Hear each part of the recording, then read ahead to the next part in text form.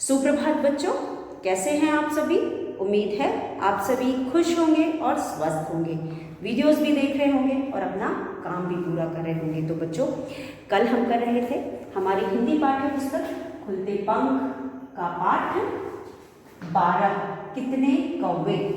तो बच्चों चलिए एक बार फिर हम आगे का अभ्यास शुरू करते हैं। उससे पहले एक बार फिर आप सभी का कक्षा 2 हिंदी में स्वागत है। बच्चों, हम कल कर रहे थे भाषा से का प्रश्न 2। भाषा से में प्रश्न 2 में बच्चों समझो और बोल बोल कर पढ़ो। यहाँ पे एक बार फिर से आधा और पूरा शब्द मिला करके शब्द बनाए गए हैं। पहले पाठों में भी हम पढ़ चुके हैं आधा और पूरा शब्द मिला करके पढ़ना। एक बार फिर हम यहाँ पे आधा और पूरा मिला करके पढ़ेंगे। तो 2 समझो, समझो और बोल बोल कर पढ़ो। ब पे ओ की मात्रा बोल बोल कर पढ़ो। पढ़ो, बोल बोल कर पढ़ो। अब यहाँ पे ये जो प्रश्न है इसमें हमें जो भी शब्द दिए गए हैं उनको हम पहले आधा और पूरा लगा करके, जो भी वर्ण दिए गए हैं लगा करके शब्द बनाना सीखेंगे। तो सबसे पहले हमारे पास है, पहला है आधा प और र। आधा प और र मिला करके बनेगा प्र। प्र से बहुत सारे शब्द होते हैं। प्र से प्रसन्न होता है, प्र से प्रिय होता है, प से प्रभात होता है, प्र से प्रातः होता है। तो बहुत सारे शब्द प्र से बनते हैं। तो यहाँ पे हमने 2 व्यंजनों को मिलाया है, आधा प और र बना प्र। अब आपकी किताब में जो हमने यहाँ पे शब्द देखा जिनका प्रयोग हमने अपने पाठ में भी किया था वो शब्दों को हम लिखते हैं। तो यहाँ पे है प्र, व पे ए की मात्रा वे, श प्रवेश। और उसके बाद हमने देखा था प्रबंध, प्र व पे बिंदी और ध प्रबंध। उसके बाद हमारे पास है प्रनाम, प्रणाम। तो यहाँ पे है प्रवेश, प्रबंध, प्रणाम। 3 शब्द है, प्रवेश, प्रबंध, प्रणाम। और भी शब्द मैंने आपको बताया, प्रसन्न हो गया, प्रातः हो गया, प्रभात हो गया। तो इस तरह से हम बहुत सारे शब्द बना सकते हैं। चलिए इसको हम पढ़ते हैं। आधा प और र प्र, आधा प और र प्र। प्र से शब्द बना प्रवेश, प्रबंध, प्रणाम।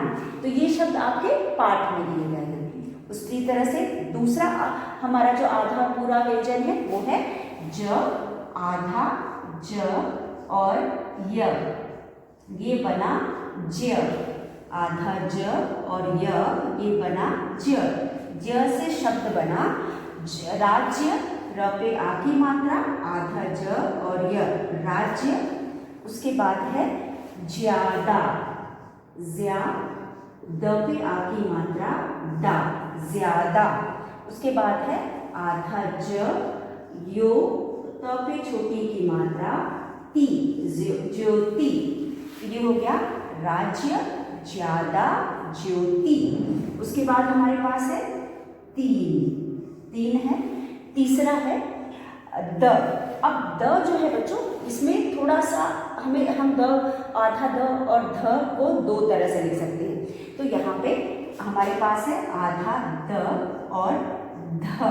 जब हम आधा द और ध को लिखते हैं तो एक तो हम आधा द और ध को विसर्ग लगा करके लिख सकते हैं, हलंत लगा करके लिख सकते हैं। हलंत इस तरह से छोटा सा डैश, जैसे आधा बना रहे हैं, ठीक उसी आधा द और ध को लिख सकते हैं।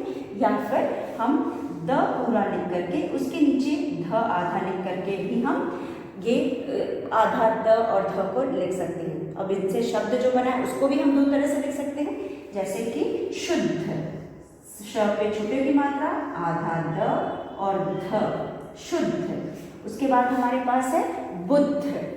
हम बुद्ध को भी 2 तरह से लिख सकते हैं, बुद्ध, बुद्ध। अब यहाँ पे जो शुद्ध है बच्चों, शुद्ध को हम दूसरे तरह से भी लिख सकते हैं, स पे छोटे ओ की मात्रा और आधा द और ध, शुद्ध। उसी तरह से ब पे छोटे ओ की मात्रा, द के नीचे हलन और ध, हम इस तरह से भी लिख सकते हैं और इस तरह से लिख सकते हैं। उसी तरह बुद्धिमान, बुद्धिमान को भी हम दो तरह से लिख सकते हैं, ब पे छोटे ओ की मात्रा बु, द के नीचे हलन, द पे छोटी की मात्रा बुद्धि, माँ और न, बुद्धिमान। अब यहाँ पे है ब पे छोटे की मात्रा, द के नीचे ध और म पे आ की मात्रा माँ न। लेकिन जब ध को आधा लिखेंगे तो द के पहले हमें मात्रा भी लगाना है, तो यहाँ पे हम मात्रा लगाएंगे, हो जाएगा बुद्धिमान। इस तरह से हमने लिखा यहाँ पे बुद्धिमान। तो शब्द है आधा द और ध, आधा द और ध इस तरह से भी लिख सकते हैं और द के नीचे आधा ध लिख करके भी लिख सकते हैं। तो यहाँ पे हम आधा द और ध को इस तरह से भी लिख सकते हैं और इस तरह से भी लिख सकते हैं। तो आधा द और ध से शुद्ध बना और हम शुद्ध को इस तरह से भी लिख सकते हैं। तो दोनों शुद्ध एकदम सही है। बुद्ध को भी हम इस तरह से भी लिख सकते हैं, इस तरह से भी लिख सकते हैं। बुद्धिमान को भी हम इस तरह से भी लिख सकते हैं और नीचे जैसा लिखा है वैसा भी लिख सकते हैं। लेकिन ध पूरा है और ध में छोटी ई की मात्रा है, उस ध में छोटी की मात्रा को हम द के पहले लगा के बुद्धिमान लिखेंगे जब हम ध को द के नीचे लगाएंगे। तो ये तरीका है जिससे हम आधा द और ध लिख सकते हैं। तो चलिए एक बार हमने जो भी लिखा है उसे पढ़ते हैं। प्र, क्योंकि यहाँ लिखा है बोल बोल कर पढ़ो, बोल बोल के पढ़ने से हमें लिखना और पढ़ना दोनों आएगा। तो हम पढ़ते हैं प और र। प्र, प्रवेश, प्रवेश, प्रबंध, प्रणाम, प्रवेश, प्रबंध, प्रणाम। उसके बाद हमारे पास है आधा ज और य, ज्य, राज्य, ज्यादा, ज्योति, राज्य, ज्यादा, ज्योति। उसके बाद हमारे पास है आधा द और ध, तो ये हो गया ध, शुद्ध, बुद्ध, शुद्ध, बुद्ध, बुद्धिमान। फिर नीचे हमने दूसरे तरह से बुद्धिमान को लिखा है। तो आधा द और ध को हम दो तरह से लिख सकते हैं। बच्चों एक बार फिर मेरे साथ पढ़ो। आधा प र, प्र, प्रवेश, प्रबंध, प्रणाम। ज और य, ज्य, राज्य, ज्यादा, ज्योति। द और ध, शुद्ध, बुद्ध, शुद्ध, बुद्ध, बुद्धिमान।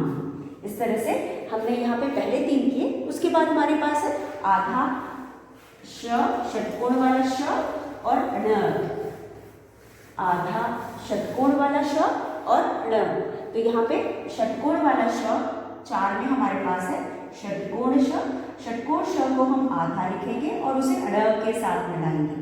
जब हम इसे इन दोनों को एक साथ मिलाएंगे तो ये हो जाएगा ष्ण।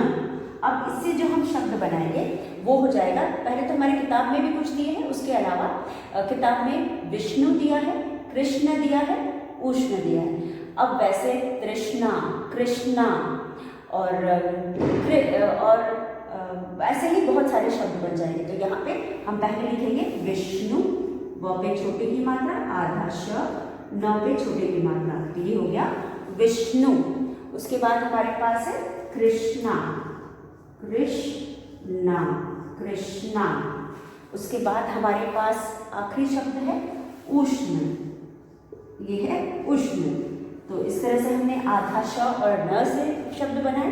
फिर हमारे पास है श और त, श शलजम वाला, आधा और त, इससे बना स्तर, स्तर से शब्द बना रिश्ता, नाश्ता, रिश्तेदार। र पे छोटी की मात्रा, श ते दार, रिश्तेदार। तो यहाँ हुआ स्तर, आधा श त, रिश्ता, नाश्ता, रिश्तेदार। फिर उसके बाद हमारे पास 6 में हमारे पास है री की मात्रा, जो आपने क्लास 1 में भी पढ़ा है।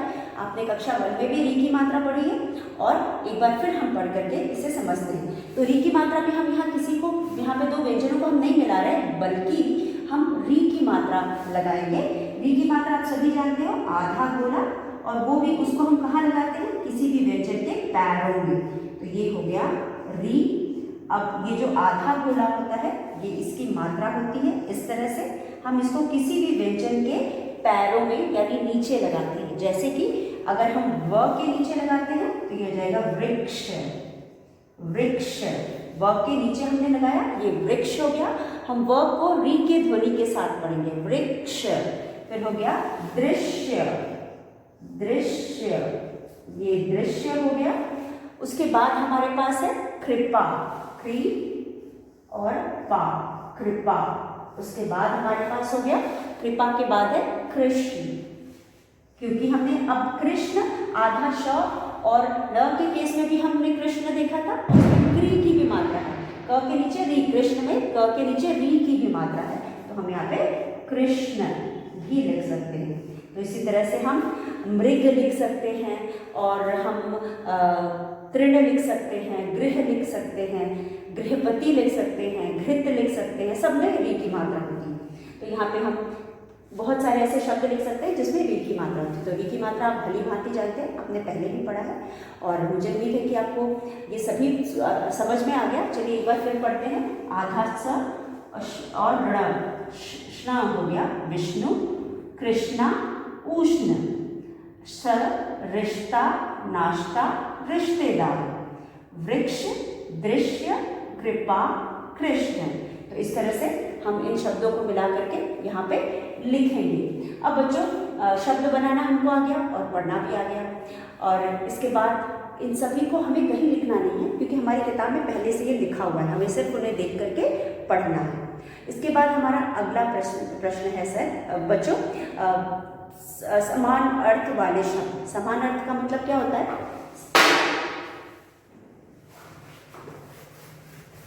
समान अर्थ वाले शब्द जो अभी हमने किया उसको आप अपनी किताब में से देख करके जोर जोर से पढ़ोगे। अब हमारा अगला अभ्यास है जिसमें हम समान अर्थ वाले शब्दों को देखेंगे। समान अर्थ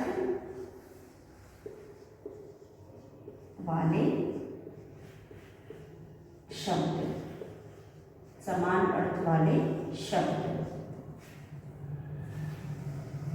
अब यहाँ पे जो समान अर्थ वाले शब्द का मतलब यहाँ पे बच्चों क्या हुआ, वह शब्द जिसके अर्थ एक समान हो। आपने देखा होगा ऐसे कई शब्द होते हैं जिसका अर्थ एक ही जैसे होता है, हम सिर्फ उस चीज़ को अलग अलग नाम से जानते हैं लेकिन मतलब एक ही होता है। जैसे कि कोई भी शब्द को हम दो नाम से जानते हैं या दो से अधिक नाम से जानते हैं, लेकिन सभी नामों का अर्थ एक ही होता है।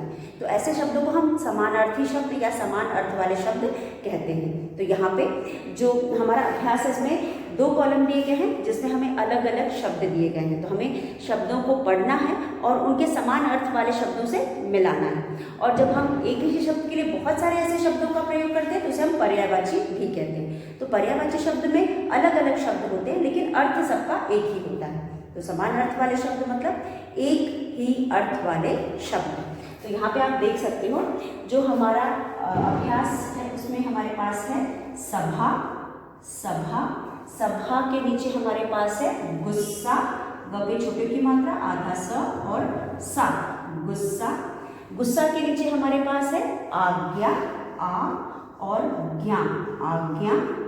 आज्ञा के बाद हमारे पास है हाजिर, ह पे आ की मात्रा, ज पे छोटी की मात्रा, बिंदी और र, हाजिर।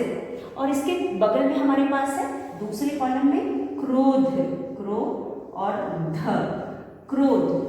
क्रोध के नीचे हमारे पास है उपस्थित, उपस्थित, उपस्थित। उपस्थित के बाद हमारे पास है दरबार, द र ब पे आ की मात्रा बा, र, दरबार। उसके बाद है हुक्म, ह पे छोटे की मात्रा आधा क और म, हुक्म। तो यहाँ पे सभा, सभा का मतलब होता है, सभा का मतलब दरबार होता है, यानी दरबार और सभा दोनों का मतलब एक ही होता है। उसके बाद गुस्सा, गुस्सा यानी क्रोध, क्रोध और गुस्सा दोनों का अर्थ एक ही होता है, तो दोनों समानार्थी शब्द हैं। उसके बाद आज्ञा और हुक्म दोनों का अर्थ एक ही होता है, इसलिए हमने आज्ञा को हुक्म के साथ मिलाया। हाजिर यानी उपस्थित, तो हाजिर और उपस्थित दोनों का मतलब एक ही होता है। तो यहाँ पे सभा, राजा सभा में बैठे हैं या राजा दरबार में बैठे हैं। उसके बाद गुस्सा, बच्चा माँ से गुस्सा था क्योंकि माँ ने उसे चॉकलेट नहीं दिया, तो यहाँ पे बच्चा माँ से क्रोध भी कह सकते हैं, गुस्सा यानी क्रोध होता है, लेकिन क्रोध का हमें बदलना पड़ेगा, क्रोधित करना पड़ेगा, तब उससे वाक्य बनेगा। फिर आज्ञा, आज्ञा यानी दूसरों का कहना मानना और बात मानना, और हुक्म मतलब आज्ञा का मतलब आदेश देना। आज्ञा मानना होगा, मानना, लेकिन यहाँ आज्ञा का मतलब आदेश देना यानी हुक्म देना, यानी कि किसी को भी ऑर्डर देना। उसके बाद हाजिर, हाजिर मतलब प्रेजेंट होना या उपस्थित होना। तो हमने यहाँ पे दिए गए शब्दों को उसके अर्थ के साथ मिलाया, इसलिए हम इन शब्दों को समानार्थी शब्द कहते हैं। तो बच्चों, इसी के साथ आज का वीडियो हम यही समाप्त करते हैं। कल एक बार फिर मिलेंगे, तब तक के लिए खुश रहिए, स्वस्थ रहिए।